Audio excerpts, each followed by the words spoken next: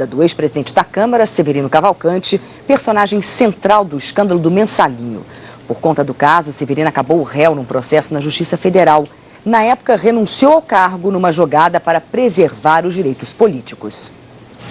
O presidente Lula passou o dia em Pernambuco, onde anunciou a liberação de verbas para projetos do PAC e visitou as obras da refinaria de petróleo no Porto de Suape, ao lado do presidente da Venezuela, Hugo Chávez. Mas o presidente Lula também resolveu fazer uma homenagem pública em Pernambuco, num discurso em que falava sobre seu estilo de governar e sobre as dificuldades de convivência com a oposição.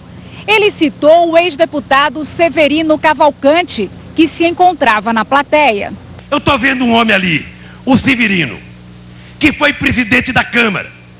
E ele foi eleito presidente da Câmara porque a nossa oposição queria derrotar o governo, achando que o Severino ia ser contra o governo.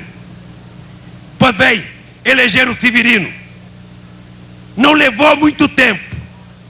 Eles perceberam que o Severino não era oposição ao governo. Eles trataram de derrubar o Severino com a mesma facilidade que o elegeram. E certamente, aquela parte da elite paulista ou do Paraná que te convidava para fazer palestra toda semana, para falar mal de alguns projetos, hoje, se te encontrar na rua, não cumprimenta. E eu continuo tendo o mesmo respeito hoje que eu tinha por você há muito tempo atrás, porque a relação humana não é feita apenas de um momento. A vitória de Severino à presidência da Câmara, que o presidente Lula atribuiu à oposição, aconteceu numa disputa em que a base governista se dividiu entre dois candidatos, Luiz Eduardo Greenhalgh e Vigílio Guimarães, ambos do PT. 5 meses depois da eleição, o empresário Sebastião Buani, dono de um restaurante que funcionava na Câmara, fez uma denúncia. Teria sido vítima de extorsão por Severino Cavalcante, que, segundo Buani, cobrava propina mensal para autorizar o funcionamento do restaurante. Os pagamentos somaram R$117 mil. O episódio ficou conhecido como Mensalinho e provocou reação de parlamentares de vários partidos. Severino negou as acusações, mas em 14 de setembro, Sebastião Buani apresentou o que seria a prova do pagamento de propina, a cópia de um cheque de R$7.500 assinado por uma assessora do deputado. Embora o presidente Lula tenha dito que a oposição derrubou Severino, o deputado não foi cassado, renunciou para não perder os direitos políticos.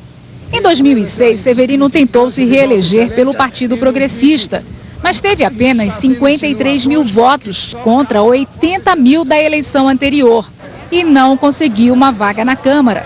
Hoje, é primeiro suplente de deputado federal.